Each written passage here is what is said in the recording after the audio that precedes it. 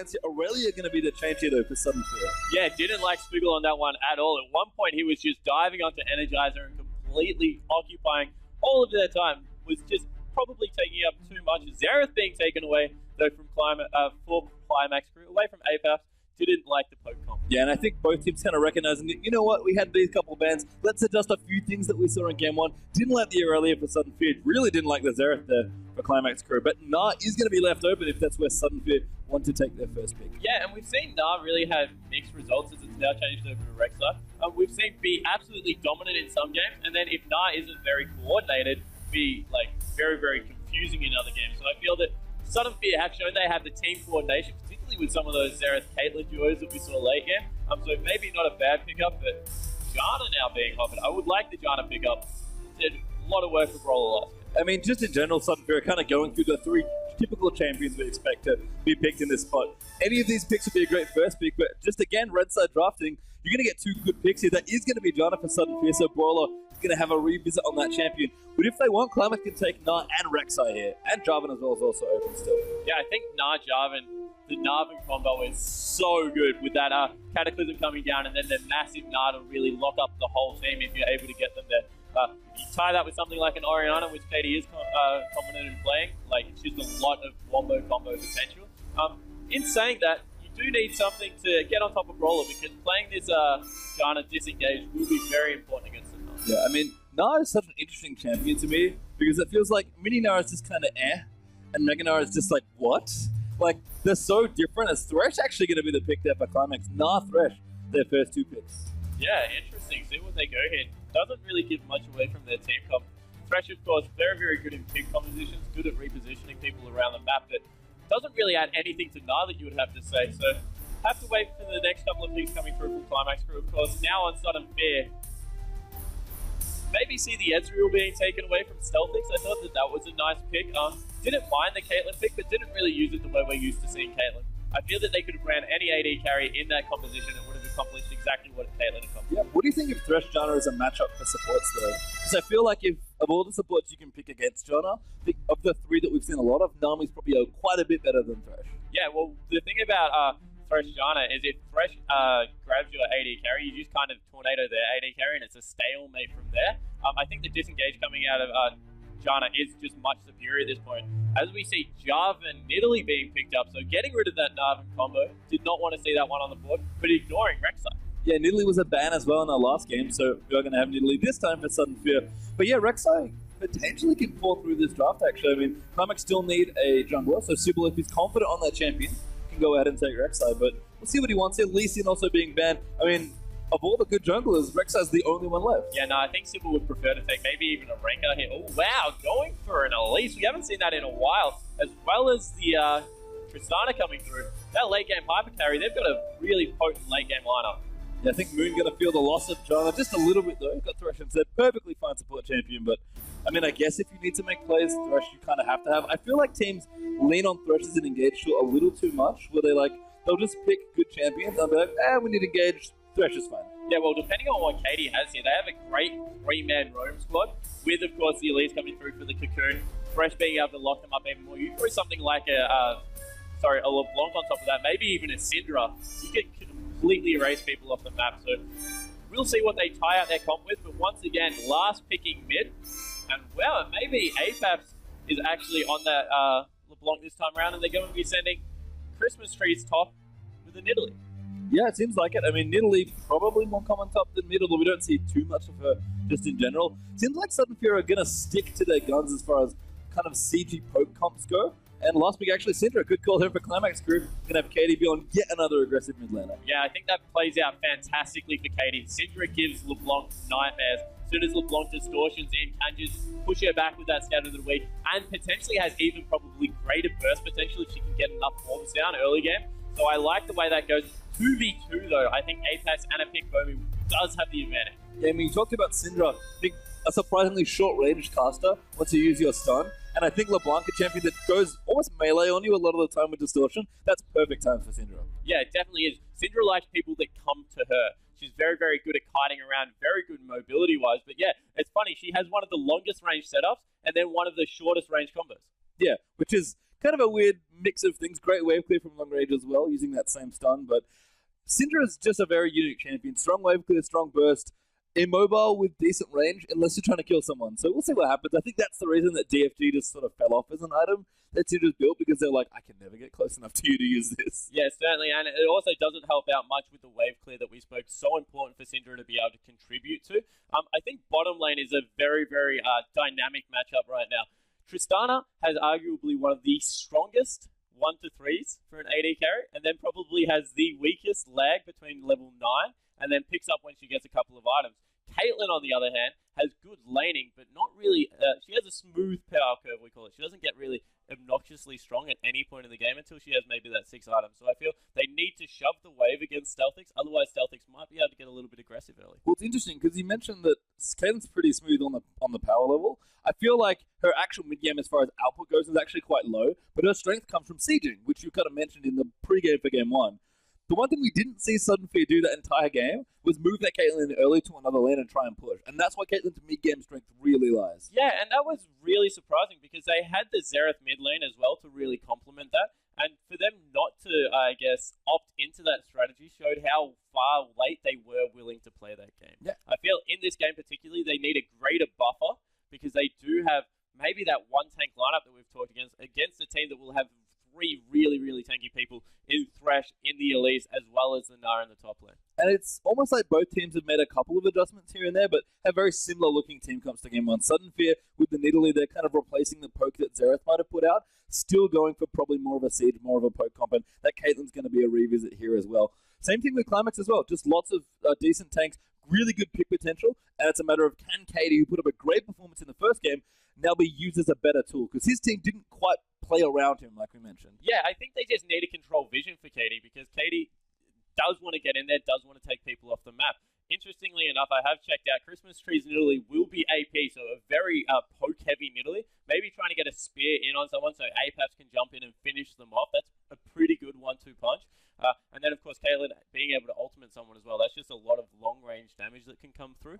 But you would feel that that is definitely a one-tank composition coming out of them. So if they play it a little bit wrong, we saw it yesterday, they're in a lot of trouble. Yeah, we are going to move into Game 2 here, though, as Sudden Fear going to swap around to the left-hand side. They won an epic first game here in this best of 3, and Qlimax now backs against the wall. Going to have to rattle off 2 straight on the red side, I guess red side for this game.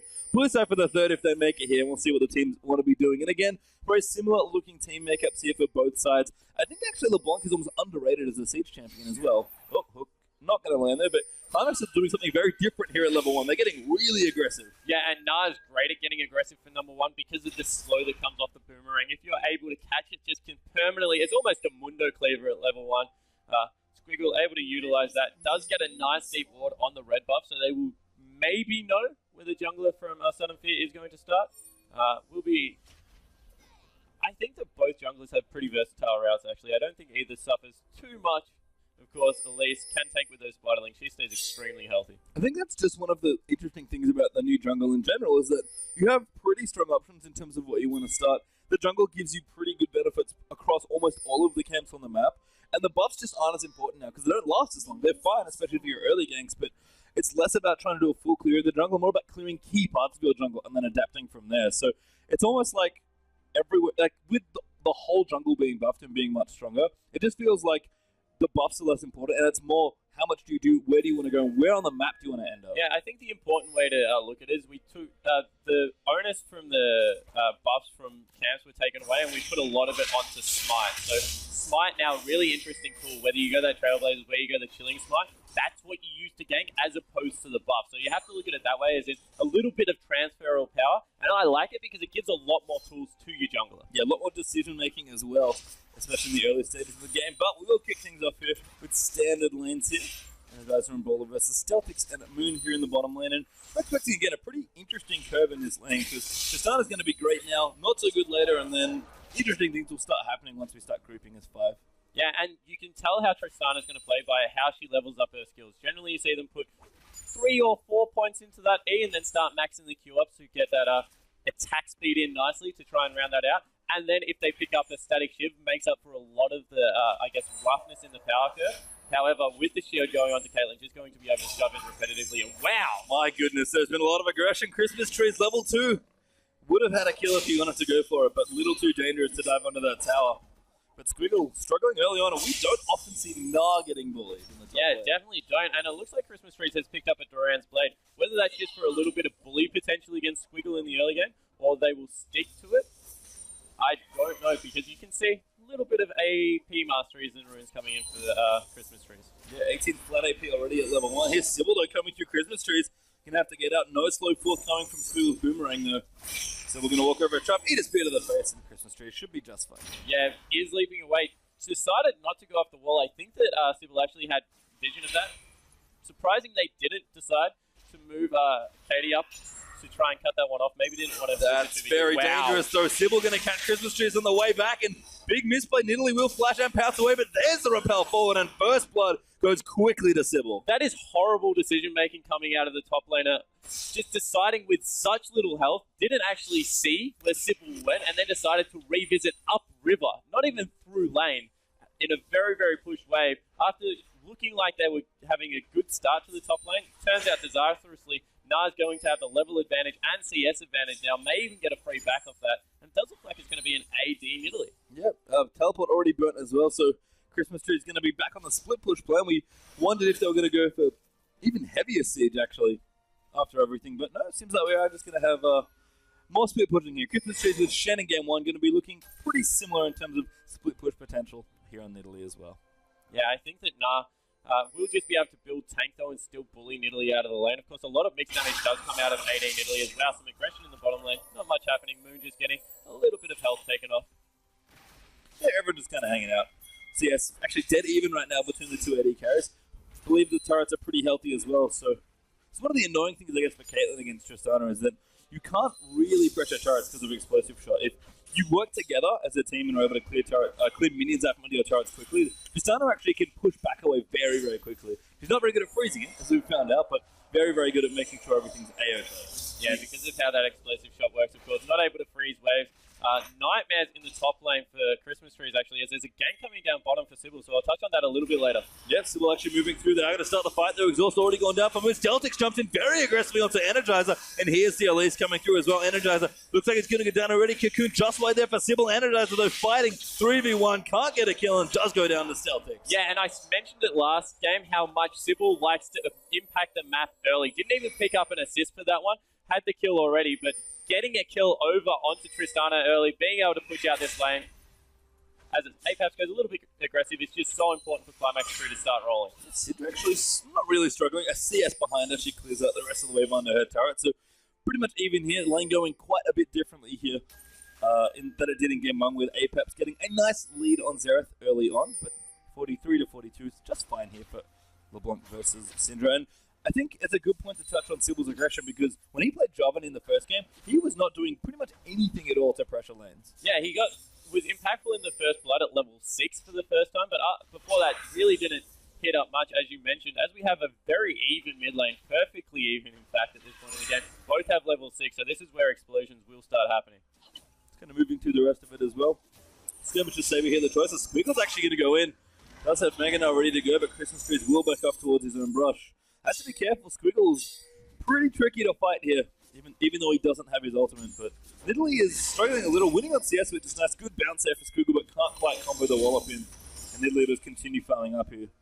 Yeah, so 5 CS advantage, but had to use a teleport to get that. Whereas right now, if Squiggle wanted to go back, maybe pick up some items, would be able to teleport back to lane. As we have once again Moon and Sybil teaming up, being able to spot out exactly where Jarvan is on the map. Good wards there from Bola. Oh, that vision. Really nice from that Raptor camp, able to clear out that ward. And yeah, Sudden Fury kind of backing up towards their turret now.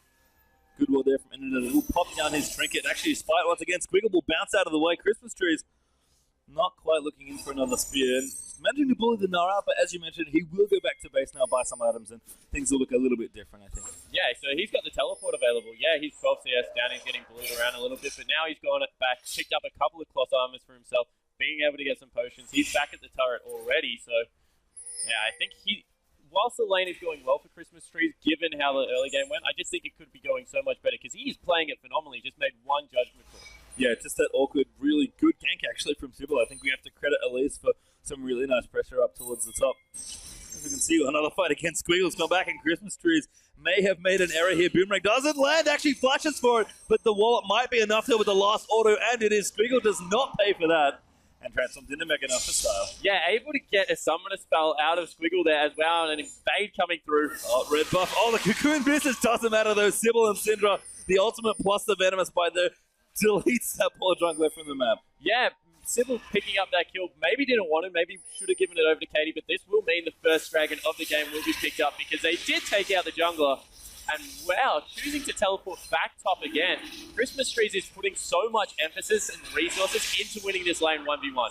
I mean, that dragon is going to go to Qlimax. They did win the first dragon in pretty similar fashion in game 1 as well, but playing even more aggressively in this game. And for me, Sybil has almost turned into a different player on this Elise. Yeah, I think he's recognized how much more aggressive he needs to get early and controlling vision. He's picked up a Sightstone on his Elise as well as a sweeper nice and early to try and get rid of some vision. And you mentioned that the Raptors camp as well, moving into the bottom lane, they're just playing this game much cleaner. Yeah, I think what they don't want to have happen is get a repeat of last game where they kind of get themselves into an awkward 60-minute game where, honestly, it's almost like a 50-50, because if you lose a team fight that late into the game's just over. It doesn't matter how well you've played up until that point. So they've got a bit of an insurance policy here in Tristana as far as carries go, but this comp's going to scale really smoothly to about 45 minutes, and they should be able to maneuver a winning position to that once they reach that point. Yeah, you just mentioned the insurance policy with Tristana. Put an Avarice Blade on top of that insurance policy. Is up in CS, even though it has gone for probably the most defensive build with gold regeneration. Wow, Squiggle needs to be careful. Yeah, None needs to bounce out of this one. Can't quite find the bounce yet. Almost Mega Nah, but there's a good Chilling Smite as well. Can't quite get the next bounce. Squiggle, great ultimate though. Oh, very nice there. Gets the rage and uses the ult immediately to transform, and that's a nice way to get himself out of a very sticky situation. Yeah, and being able to pick up all that armor early with the Waters Veil being picked up, he's going to be so hard to kill with the 2 physical damage threats. Nidalee is going to have to get into that Cougar form to get some magic damage down if she's going to win some trade. Squiggle finds more friends again, throws out his boomerang. Doesn't have to clear out that ward though, so Squiggle doing nicely here, clearing I think a pink ward that he must have spotted there. Yeah, it certainly was a pink ward, so that's good for him. Getting it off the map as soon as it was placed down nearly. As we see APAP struggling a little bit CSing onto that turret, but he's on 92 at 10 minutes, so props to him. He's nearly on perfect CS. Yeah, it seems like Morello Normicon is on the way here, and actually Athene's is going to be the build for Katie, so changing it up a little bit from the LeBlanc gaming played. Yeah, I really like the Athenes against LeBlanc. As I said, if you can survive LeBlanc's initial burst, which Athenes helps you do a lot, it just benefits you so much more as Sybil stalking LeBlanc's lane, actually making sure the blue cannot be handed off. Great play from the jungler from Qlimax crew. Yeah, really nice. I mean, Sybil, again, just applied so much more pressure in this game as Elise than he did on Jarvan, despite both junglers being very good at pressuring early. Squiggle versus Christmas Trees once again here. Lane going in favor of Christmas Trees as far as CS goes. Here comes Sybil, going to repel in, finds a creep to go to. Boomerang just missing there as well. Doesn't get the third wall of hit either. Yeah, as we see a lot of pressure being put on this mid lane as well. AD's being left to 1v1. You'd have to say that this still is going in Tristana's favor, even though Caitlyn has clawed back that that minus 10 CS advantage from now a plus 10. Big wave coming in for Stealthix. He's looking absolutely fine on this Tristana. Yeah, but it doesn't matter that he's not winning. Great Nara ultimate actually. Christmas Trees has to be careful. Gets a rock thrown at him as well. Petzel's back in the mini now, but good pressure here. And Christmas Trees, for all the winning he's done in this top lane, still 20 CS ahead at this point. Squiggle, if he gets a foothold back into this lane, Christmas Trees just does nothing because he's invested so much in just winning this lane. Yeah, he certainly has his... Wow! Oh, what a hook there onto Energizer. Stealthix flashes in, tries to insect him with the ultimate, but still gets the kill anyway. I think that flash timing got pretty awkward for both ADs with a clean kill for Trish in the bottom lane. Yeah, Stealthix jumping in there, hyper aggressive. We mentioned that this is the time that Tristana tends to struggle. 2 kills and all that money from the Avarice Blade is going to completely nullify that power curve. Yep. And it has a died with his heal up there as well, and Brawler is not able to help heal for that Caitlyn, and that was a clean kill with a great hook by Moon there. Now Sybil can rotate in and do what Elise loves to do. Time to see the chart in rank form. Oh, never mind. Melee form instead. You mentioned that Elise is very, very unique in a jungler, is adds siege potential from the jungle position. There's not many junglers that do it. We've actually seen some cool experimentation that hopefully we'll see come out in the Pro League when a couple of teams play, because, wow, there's some aggression in the top lane. Squiggles nah, though. Starting to abuse this Nidalee quite a bit more here. I think Christmas Trees is not having a fun time. And he's still up in CS as well. Yeah, he's CS completely fine, but you know CS should... wow, there's a gank coming through. good slow, actually. I think Squiggle's going to be fine. He does not have enough rage. Good bounce, but he gets caught in the Cataclysm. Squiggle's going to try and fight here, but he's thinking to take a little too much damage. A good flash. Bomi going to flash on top. Another good boomerang here. Can he proc the high, but not enough, and the execute will take him out there. Yeah, so finally Christmas Tree's getting something in his favor. A little bit of a visit mid from Moon will mean that they pick up a turret. So once again, losing a kill, but able to pick up 2 objectives pretty much with no response. Yeah, and Qlimax definitely playing this game much more aggressively than they did. Hook almost landing on the Paps there as well.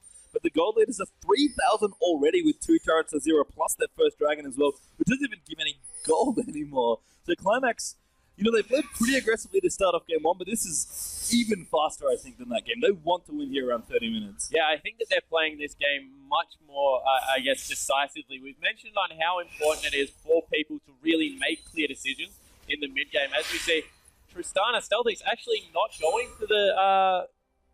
sorry?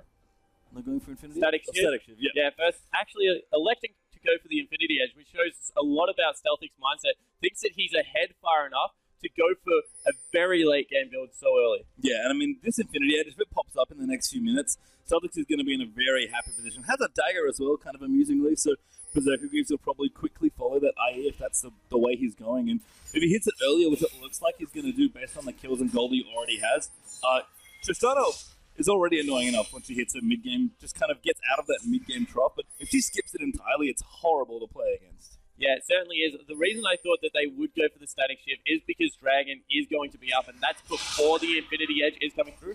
As wow, nice dancing shoes out of Moon there. To get away from that, we'll be able to pick up the pink ward, and they've just got complete control over this Dragon area. Oh, good 3-man stun as well there from Katie, and they're going to force this Dragon fight here. Squiggle at the top is attacking Christmas Trees, who's low, but we're going to start this Dragon off now as well.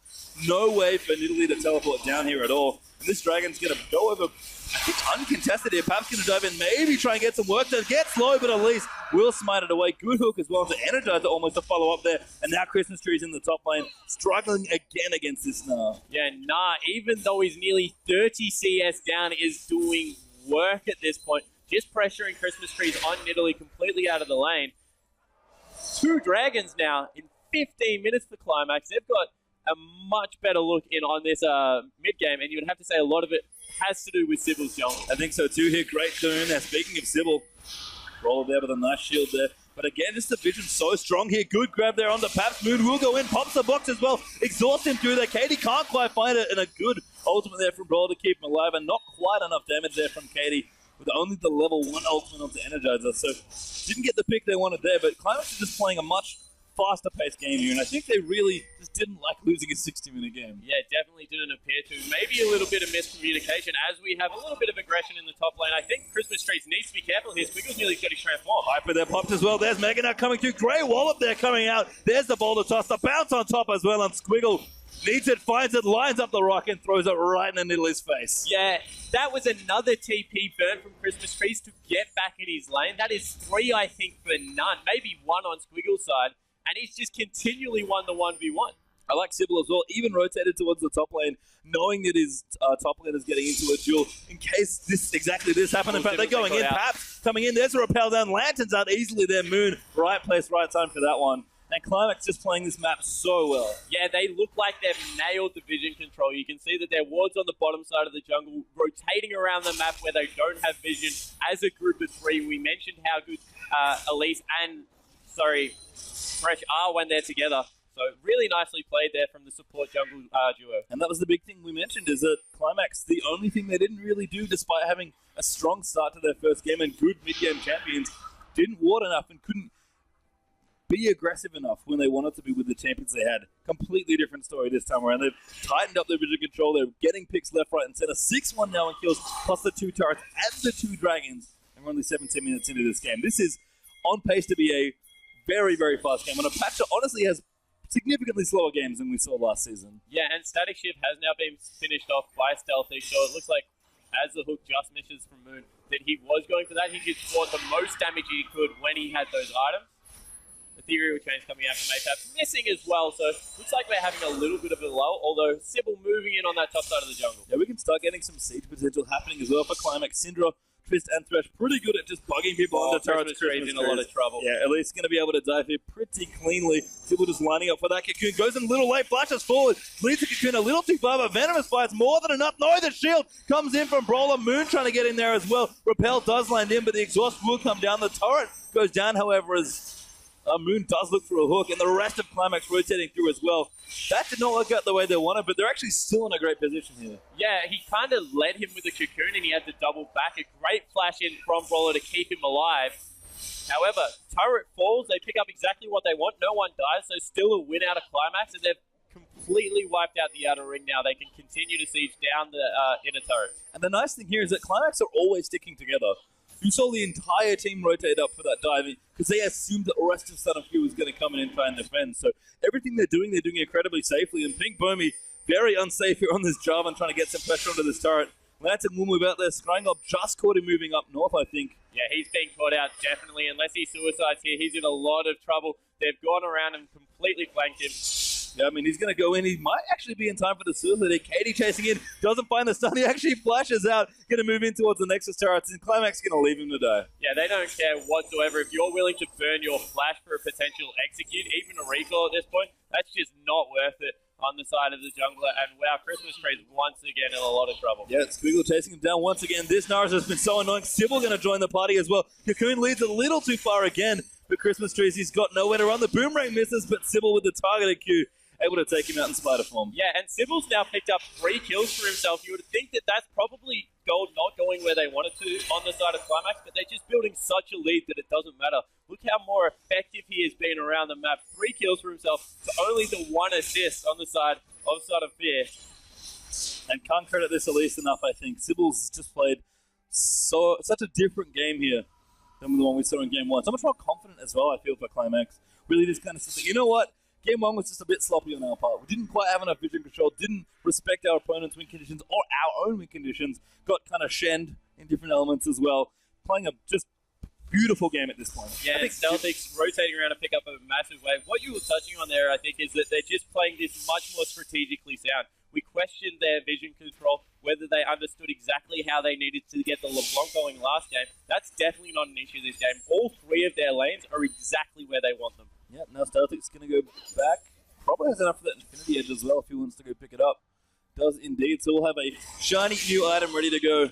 Squiggle again, continuing to harass Christmas Trees. Again, this is tank Gnar at this point, just a Doran's play for offensive items, and that Hyper plus the Mega Gnar damage is just doing so much work. And you can see why Gnar is such a first pick or ban champion. Yeah, and Gnar's great because he can go that pure tank, and he lends himself with so much base stats, but also the amount of CC he can put out. The Gnar with that AoE, of course, that, wow.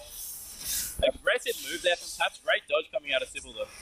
Yeah, nice repel there. Wouldn't have stopped the chains, but just stops any follow-up damage from coming through. And Qlimax are looking for this next dragon. It's now up and ready to go. And this will be their 3rd straight in 21 minutes. Really strong control here from Qlimax just throughout this entire game. Yeah, already rotated Gnar down, looking to get him in the mid lane, and it looks like they've completely given this one away. Picked up on the side of Qlimax crew, so that's 3 for 0 with 21 minutes in, as you mentioned. They're in a very good position. And there's just nothing that Southern Fear can do. Squiggle does get caught, but Atlanta will come in. In fact, maybe fancies himself just going in instead. Repel aggressively forward by Sybil there as well. But no, let us keep playing. And again, nice stun. Christmas Trees does get out there. Doesn't even have his Trinity Force, by the way. This Italy is so far behind. Yeah, and picked up the Ninja Tabbo with the amount of damage that comes out from that Hyper on the W that is all magic from Gnar. Maybe a little bit of a missed pickup.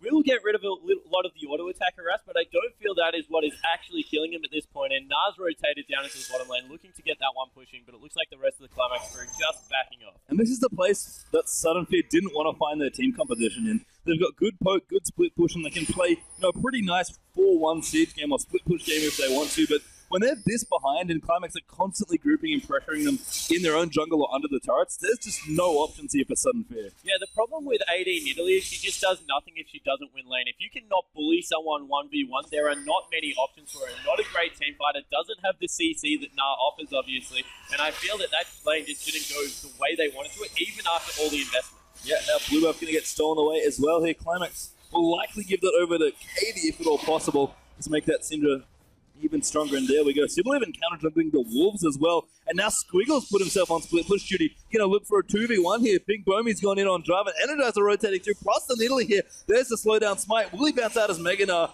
And yep, Sudden Fear already back up. Christmas Trees wants to fight, but those two teams like, no, let's not do it. Yeah, and all the meanwhile, Tristana's picked up a 22 CS creep wave in the top lane. Now got that Infinity Edge and the Static Shiv sitting very pretty. If they can get a Bloodthirst on top of that, going to be so strong on this mid-game Tristana. Yeah, and Sudden Fear is, again, their mid laner doesn't even have options. LeBlanc, who's great at picking people off in jungle skirmishes, just is forced back under turrets constantly here.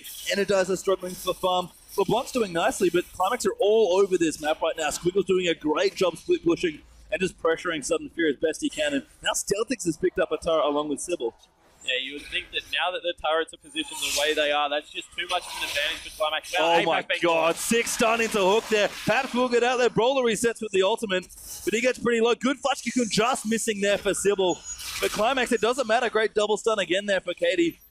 And they'll keep pressuring here. They just don't care. Yeah, and meanwhile, Squiggle once again in the bottom lane, bullying around Christmas Tree, pushing that lane in repetitively, picking up even more CS for himself. He now has the advantage after being down probably 30 CS in the early game. Now he's up 10.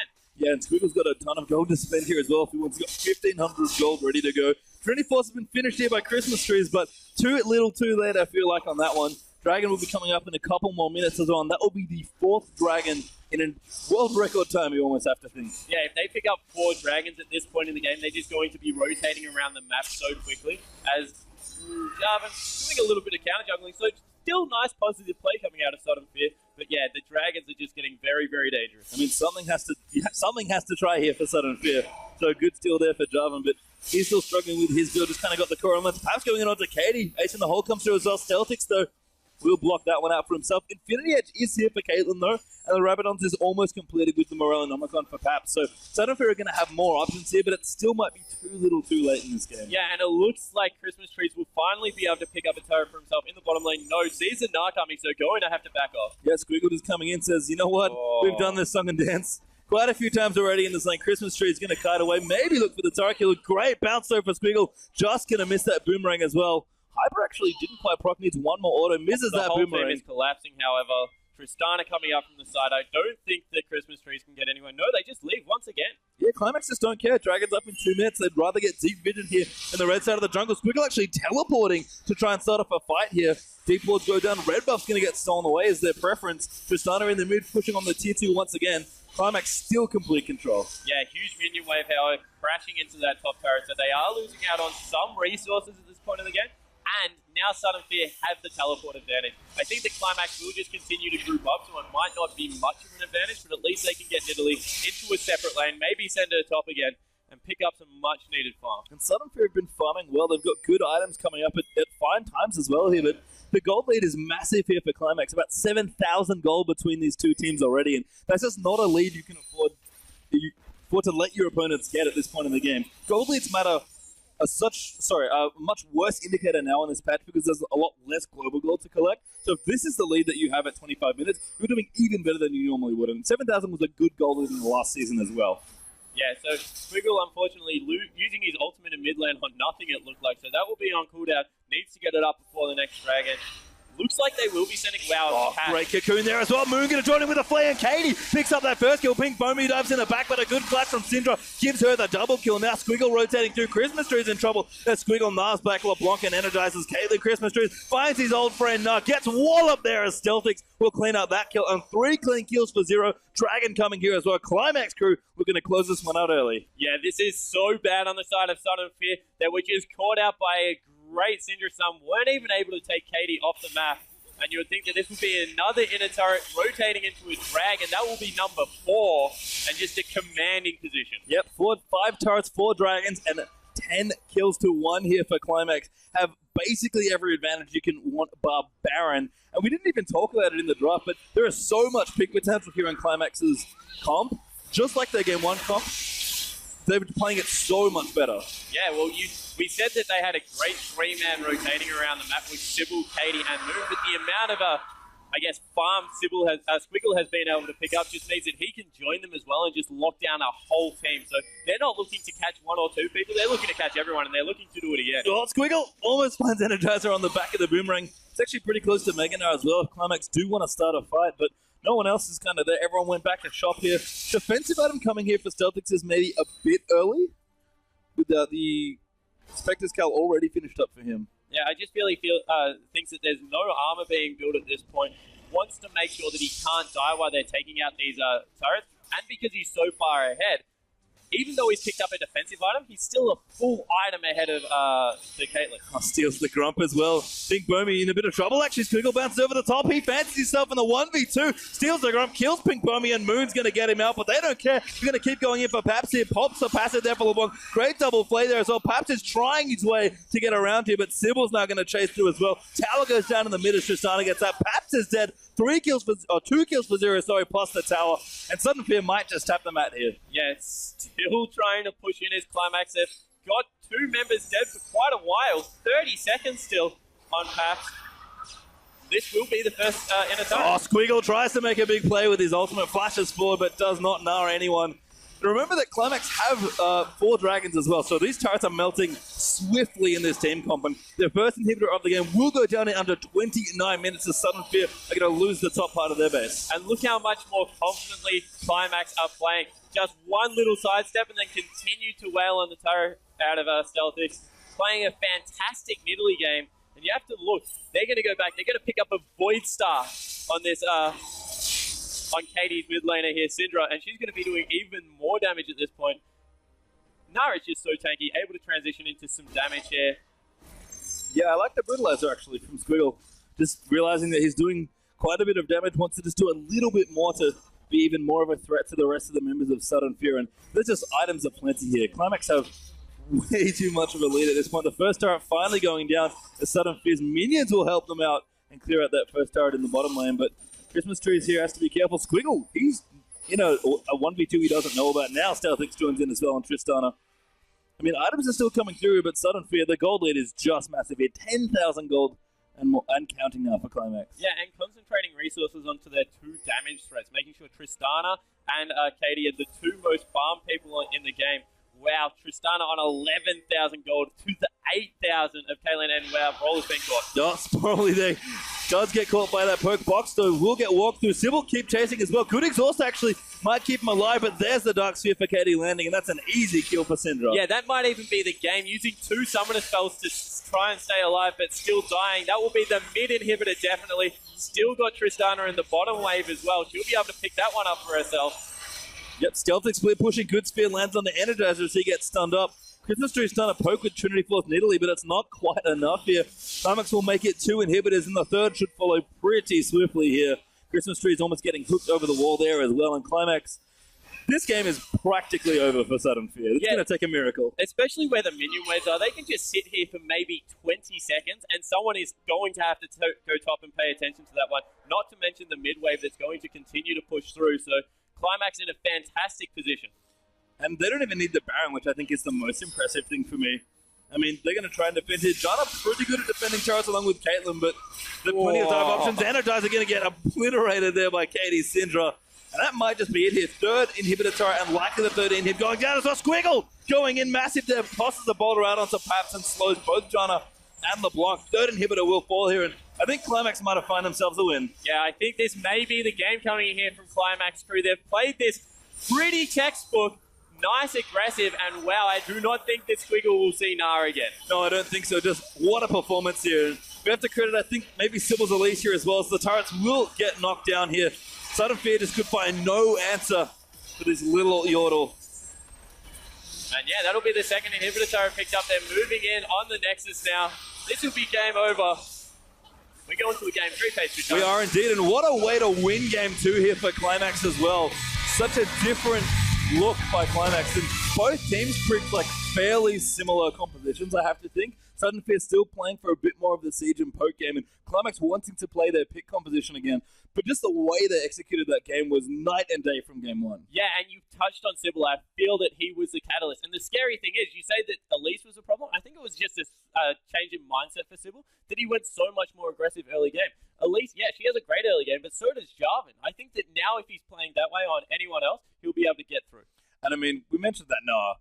There's a reason it's banned. First pick or banned so often here on this particular patch. Squiggle just wrecked Christmas trees in that top lane. That was a lane that Nidalee looked very confident in. Yeah, well, I think that Christmas trees put a lot of resources into making sure his lane was ahead, but then Nah just, through being Nah, was able to stick in there and then eventually claw his way into a big team fighting presence where Christmas trees just didn't have that. So if we're going to see a third game win here for Southern Field, what do you think they have to change moving in? Because that was a mauling by Qlimax crew. Yeah, I think they just have to match jungle pressure. You saw how much more work Sybil did around the work. I think a Pink Bomby needs to do a lot more for his lanes, and they need to get Apaps aggressive.